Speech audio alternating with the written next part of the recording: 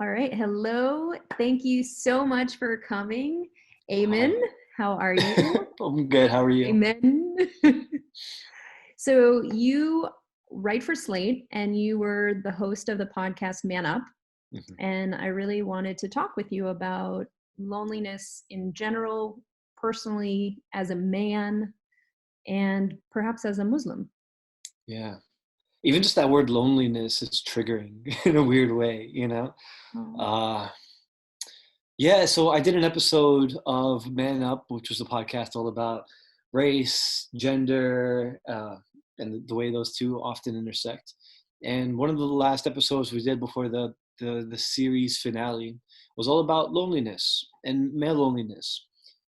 And it was after the COVID-19 lockdowns happened across the country. And so I was going in expecting to tell a story about how men are feeling lonely in quarantine.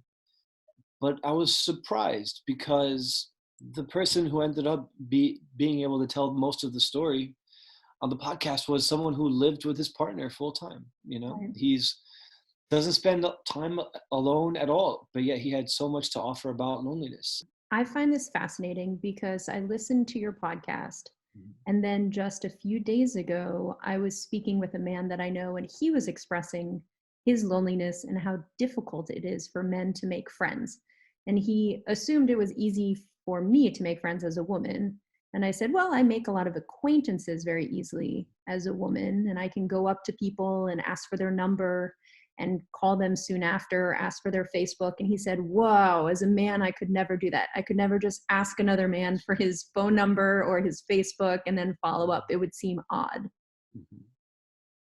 And I thought that Yeah, was so sad. I can relate to that. At least with my friends, I'm constantly needing to justify us hanging out or us talking on the phone.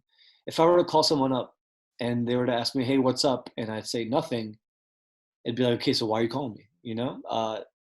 Even now, if I want to see my friends, it's not enough for me to just say, "Hey, I'm going through something. You want to come over?" Or, "Hey, do you want to meet up someplace?" We almost always need to have a reason to meet up, and I think that's part of the reason why it feels like it's harder to make friends. It is odd. It is odd to just say, "Hey, let's talk about nothing for no reason," you know? When you say that now, I think about the fact that I'll just make phone dates and now Zoom dates with my girlfriends with absolutely no intention of what I have to speak about and have probably a deep well of nothingness to talk about. Beautiful. So Yeah, do, it's weird. I feel like COVID-19 has done the same thing. I feel like it's strangely brought people who maybe haven't talked in a long time closer together. and as a man, do you feel like loneliness has its own, I don't know, feeling, its own relationship? Yeah, I think men put a lot of pressure on themselves to be overachievers and to succeed and to be the best versions of themselves always. And whether that translates into them wanting to be the best at their jobs or to be the best at whatever games they're playing or to be the best in their relationships, because everything is a competition, you don't want to concede that you suck at something or that you might be lacking in something. And I think that translates into loneliness in a very difficult way because it took me so long for me to accept that I was maybe lonely. And part of that coming to terms with the fact that I might be lonely had to do with me conceding that I had a weakness and that I needed to develop a part of me that needed attention. And that takes a lot out of you because you spend so much of your life being defensive over who you are as your identity is being developed. You need to defend those things that you develop attachments to. And I'm talking specifically maybe to the like the POC identity, right? Where you feel like you need to justify your existence And for because those some that, people, the people not in the know, POC, will you define? it's just a broad term. It technically means person of color, but I think it just means anyone who feels like a hyphenated American, you know? Mm. Anyone who feels like their identity is broader than just their nationality. I think POC applies. Um, But, there's a lot of baggage that comes with identifying as a POC. Some people nowadays will say, "Oh, well, it's a privilege because people are paying attention to you now, and people don't want to offend you, and they need to talk in PC language, that's not to offend you." But when you're growing up, all you are concerned with is justifying your right to exist, right? And so, as a Muslim American kid, people were asking me questions like, "Oh, do you support Bin Laden? Are you do you have terrorists in your phone book on speed dial?" And Oh, wow. so, as someone who identifies as American but also Muslim or also Arab, I need to justify first to myself that I'm not on the bad guy's side. And a wall comes up when you do that. You become defensive, maybe a little instinctually, right? People will say, "Well, there's bad things happening," and my reflex will be, "Well, there's bad things happening everywhere," or "I don't know about your background." And so through that defensiveness, or I'm talking about myself right now, I really developed um, a wall between me and actually my own emotions in a very Mm. real way. I couldn't um, let my guard down, because then I was creating an opportunity for someone on the outside to come and be hostile and attack me personally. And so when you're a little kid and you're in the playground, at least in my experience, you need to be at your toughest, because if someone were to sense blood or sense a weakness, they're going to attack you for it. If you're not confident in your identity, then people will use your identity to make fun of you. And I think if you were at that age to come out and say, "I'm lonely," you'll get made fun of for it, and it won't be pleasant. And I think now that we're older, most people have shaken off those habits and aren't bullies inherently anymore. But there's a lot of us, particularly men out there, who still hold on to those instincts, whether that be your defensiveness from being bullied or your likeliness to bully. And so, what I find really inconvenient about that is now we're in our late 20s, early 30s, mid 30s, late 30s, and we still haven't developed the right tools to be okay with the ways that we feel. And if we can't be okay with the ways that we feel, how on earth are we going to work through them? And when you identified your feelings of loneliness, first, what did it actually feel like in your body? And then when did you realize you were lonely? Mm. I like that you asked, like, what am I feeling in my body? Because that helps me transport back to that time. The first time I felt the crushing feeling of loneliness, what I remember by the day, it was like a month after I graduated college. I had made all of these really wonderful friendships with people from all over the world. I went to one of the most diverse schools in the country, specifically because of how diverse it was. And I lived in a dorm room, and I had all of my friends all within like a 5-minute stroll. We would go get lunch together, play games together, do sports together, watch movies together. And that was like my support group. That was my family at that time. Then we graduate, everyone goes to their own corners of the country. In some cases, to different countries, they leave. And we're all consumed by our new jobs and our new locations, and this immense pressure to hit the ground running because we have all this student loan debt. And so I was feeling a lot of pressure to work my ass off because going home was not an option at all. I did not want to go home because that would feel like I failed, Right. like I was a failure to launch. So I had gotten like my first ever paycheck. That was like legit paycheck. And this was like 26 grand a year in New York City. So it's like not much. But I was really proud. And I called one of my best friends to talk about it and like be like, "Yo, hype."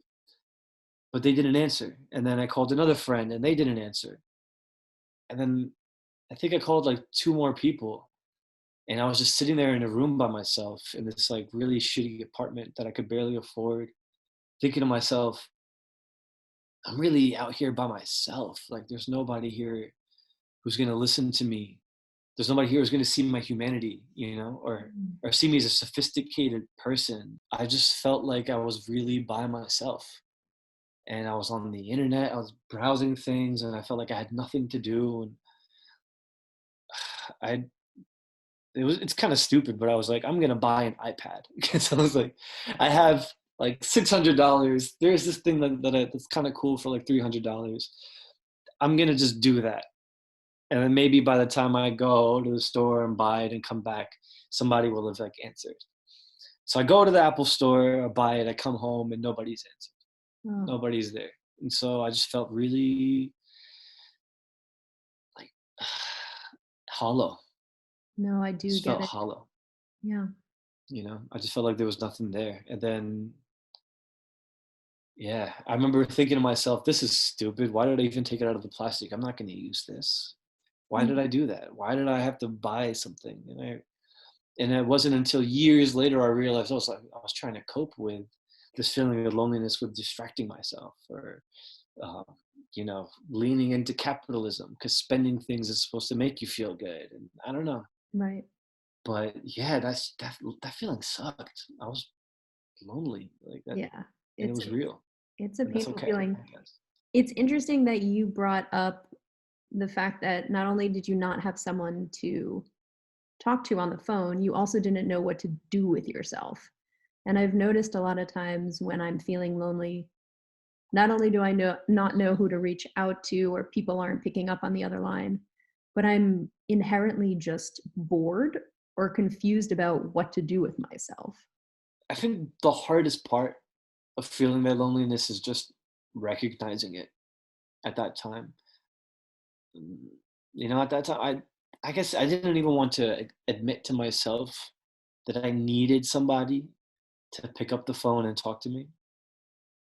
I still don't like feeling that way, like I need someone's approval or someone's help in hearing me, or that I need anything like that, because it feels a little trivial and maybe a little pointless.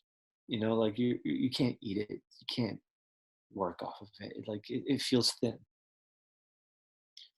But I think we've all been learning a lot about ourselves in this quarantine, specifically in developing new habits uh, that are supposed to feed our souls and feed our minds. And you know, eh, I feel like we all need to learn how to be by ourselves, and maybe this quarantine is the perfect opportunity to do so. You It's know, true. I find the interesting thing I'm finding with the quarantine is that my loneliness is still there. It was actually very acute right at the beginning. And I was like, oh my goodness, I'm stuck inside without a pet, without a partner, without a roommate. And I feel lonely in the good times. What's going to happen now? Mhm. But also, it's evolved into I have a lot of projects and I'm very busy. I've scheduled myself out, and all these people who I speak to on Zoom or phone calls, and I'm not missing out on anything. So the FOMO, the fear of missing out part of my loneliness Mhm. is not there. I'm like, oh, everyone's stuck inside. There is nowhere to go. My loneliness is not strange. Okay, I feel better about it now. Mhm. Yeah, and there's all these memes now about being lonely too and bored at home. How has loneliness played a part in your life now that you have a partner? There's two things that have changed since getting married. The first one, the major one, I would say, is that I have a newfound appreciation for my own time and having my own space, and also allowing her to have her own time and her own space. Uh, I think we're both conscious of the fact that we each have our own hobbies, and we both like to read, and we both like to uh, do things on our own. Like for example, right now she's watching a show that she really likes, and this is usually like in the evenings. This is usually my time to sit around and read, or to browse the internet and read the news or something. So I have a new appreciation for being alone. But at the same time, I've I've also really been afraid, I guess. I'm gonna use the word afraid. Afraid to use her as as a crutch for my loneliness. I've heard from like a lot of my female friends saying that they don't want to be their partner's therapist or their partner's shoulder to cry on all the time. Like it's cool that some women will like are down for that, but men shouldn't expect their partners to do that for them. Hmm. So I've developed a sensitivity towards needing my partner to satisfy my loneliness when I'm feeling lonely. Right. So if it's convenient for both of us and we're hanging out, then that's great. But if I'm feeling lonely and she's like busy with something, I'm gonna have to manage it, you know? And so I won't say that I found the solution. It's like still there, but like, yeah, it's not as bad as it used to be because I think the biggest change is it doesn't have much to do with marriage. It has more to do with just feeling okay with loneliness. Hmm. Accepting it as just it is accepting as a natural feeling that everybody experiences. I don't have to feel like a loser for feeling lonely. I could just feel like it's how I feel right now, and soon I won't feel that way anymore. Oh my God, you just kind of blew my mind. To be honest, no, seriously, seriously, because I'm like, wait, I can just feel lonely and be okay with feeling And lonely. it's fine. It's fine.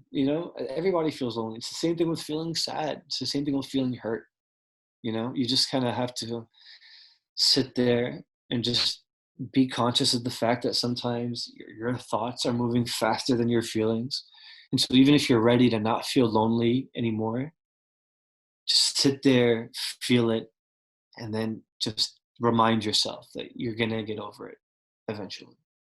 That's Yeah, what I do for myself. I love that. I remember this woman who gives a lot of, I guess you'd call them maybe spiritual teachings, Tara Brach. She said, what you resist persists. Mm. So if you're constantly fighting a state of anxiety or fighting depression, or I guess in this case, fighting loneliness, it's going to keep persisting. But if you sit, like you were saying, sit in it and breathe through it and just be it, it's going to move. Yeah. I think part of the source of my loneliness and learning what that source is helped a lot too. And I know this is different for everybody, but knowing where that loneliness comes from is important because, you know, it's hard, I think, maybe harder for men to know where their feelings are coming from because sometimes it just comes out in different ways. I talked to a therapist on the show Man Up, and he was talking about how there's only two socially acceptable ways for men to experience their feelings. And it's like the first one is just anger and like lashing out. And the second one is just quietness and just bottling it up. And he was like, anything else beyond that is going to be considered a weakness, and you might get preyed on by other men or be seen as weaker by other women. Like, so that's why when men feel a certain way, they'll go to one of those two modes. Either they'll just bottle it up and tell themselves that it's not real, or they'll get angry or want to break something or want to fight someone. Not that men are biologically wired to feel that way. It's just how I think we've all been conditioned to feel. And it's that in itself is a weakness. And so learning that I think is really important. And the second thing that I would say is knowing where that loneliness is coming from because it helps you focus on why you're feeling this particular way and lets you work on it. For me, it's this desire to be productive. I'll feel lonely if I'm not doing anything. And even if I'm doing something and it doesn't feel like I can use it or I can walk away feeling like I've done something with my time, I'm going to feel shitty with how I use that time, you know? Uh, for example, like right now, especially in quarantine, I'm playing a lot of video games and I haven't played this many video games in a long time. And I spent like 4 or 5 hours on Friday just playing games. And at the end of it, I really felt shitty because I was just like, what did I do like with my time? I did nothing. And there was a certain hour where I was just sitting there by myself and I turned off the screen because my eyes were starting to get sore. And just that quiet for like 3 seconds, it like, I got like an anxiety attack almost from how lonely I was feeling. I just felt like bothered in my own skin. I felt it in like my stomach, and I felt like I felt it in my joints. It was just uncomfortable. And it wasn't because I felt like I was resting from playing, but I shouldn't need to rest from playing. And that if I was being productive, I might be okay if I was taking a rest from work because then I'm getting ready for more work or something. But in this case, it was specifically, I felt like it was because I wasn't being productive, that I felt like I needed to do something. I needed to fill my soul with something. And that's where that source of loneliness was coming from for that That's what literally Friday. I find interesting about loneliness is that it seems to have different roots at different moments in time. Mm. One time it might be not feeling productive. One time it might be speaking about not connecting with a friend. Another time it could just be about vulnerability. It has so many faces, and we put this one word on it. And that's legit. I mean, and I think it's like FOMO is another one where if you just see people having fun and you didn't know about it or you weren't invited, that's like another source of loneliness. Yeah. But I think like learning to talk about it, I think, is our best weapon against it. So this Actually, I want to even like sounds take that back. I'm like so I don't want to talk about loneliness like it's such a bad thing either. It's okay, like it's fine. So I think if it's unavoidable, then maybe we should stop talking about it like something that we need to work through or something that we need to fix in ourselves. what would you say to loneliness if it showed up as a individual? That's a crazy question. Why, thank you. um, hmm, if loneliness like showed up and it was a person, uh, I'll just be like, "Oh, you again." See, I wouldn't be so kind. I wouldn't be so welcoming. And I think that maybe might go back to what you were saying earlier from Tara. What was her name? Tara Brock. Tara Brock. I think what Tara Brock says: if you resist it, it persists. So maybe that hostility towards loneliness is, in itself, a source of loneliness. I like it. I love Such a it. hard This thing is to talk great. This about. is fascinating. I really appreciate you coming and chatting about this and opening up about it. It's what we do. Well, thank you. If you have any other thoughts about loneliness, we can always follow up on this again, but I really appreciate you coming and stopping by and chatting with me. This is cool, and I appreciate your time, Sharon. This is really cool. Thanks.